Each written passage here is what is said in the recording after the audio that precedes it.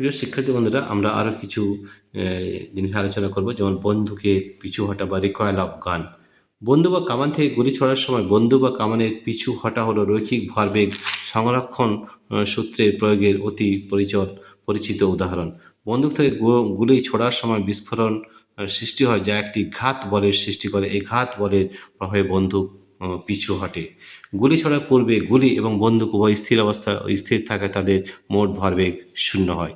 ধরা যাক বন্দুকের ভর হচ্ছে ক্যাপিটাল এম, গুলির ভর স্মল এম। গুলি ছোড়ার পর বন্দুকের গতিবেগ ক্যাপিটাল ভি এবং বুলেটের গতিবেগ স্মল ভি হলে রৈখিক ভরবেগ সংরক্ষণ সূত্র অনুযায়ী capital M into capital V plus small M into small V সমান 0 হবে।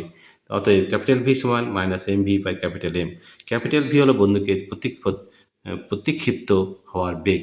সমীকরণের ডান দিকে ঋণাত্মক চিহ্ন বোঝায় যে ভি এবং পরস্পরের ভি স্মল ভি এবং ক্যাপিটাল ভি পরস্পরের বিপরীতমুখী।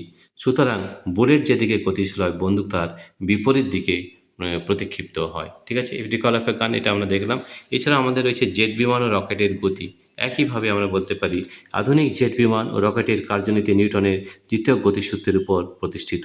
জেট বিমানের ইঞ্জিনের ভিতর জ্বালানি থাকে। বিমানটি চলতে শুরু করার সময় বিমান সামনের ছিদ্রপথে বাতাস সবেগে জ্বালানির সঙ্গে মিশে উচ্চ চাপে দহন কার্য চালায় এবং উৎপন্ন গ্যাস বিমানের পিছন দিককার একটি সরু নলের মধ্য দিয়ে প্রচণ্ড বেগে নির্গত হয়। এই নিষ্ক্রান্ত গ্যাসই বিপরীতমুখী প্রতিক্রিয়া বল উদ্ভব করে, ফলে জেট বিমান প্রচণ্ড বেগে সামনের দিকে এগিয়ে যায়। রকেটের মধ্যে জ্বালানি হিসাবে তরল অক্সিজেন ও তরল গ্যাসোলিন মিশিয়ে রাখা হয়। ওপরে ওঠার আগে এই জ্বালানিতে আগুন ধরানো হয়।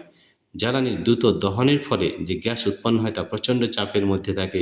উচ্চ চাপের এই গ্যাস রকেটের নিচের দিকে একটি সরু নলের মধ্য দিয়ে তীব্র বেগে বেরিয়ে আসে। এর ফলে বিপরীতমুখী এক প্রচণ্ড প্রতিক্রিয়া বলের সৃষ্টি হয়। রৈখিক ভরবেগের পরিবর্তনের কারণেই এই বলের সৃষ্টি হয়। এই প্রতিক্রিয়া বলই রকেটকে মহাকাশে পৌঁছে দেয়। এছাড়া আমাদের হোস পাইপের মধ্যে দিয়ে জলের গতি। হোস পাইপের মধ্যে দিয়ে জল তীব্রভাবে গতিশীল হলে রৈখিক ভরবেগের সংরক্ষণের কারণে জল পাইপে বিপরীত দিকে বল প্রয়োগ করে, তাই হোস পাইপটিকে ধরে রাখা কঠিন হয়।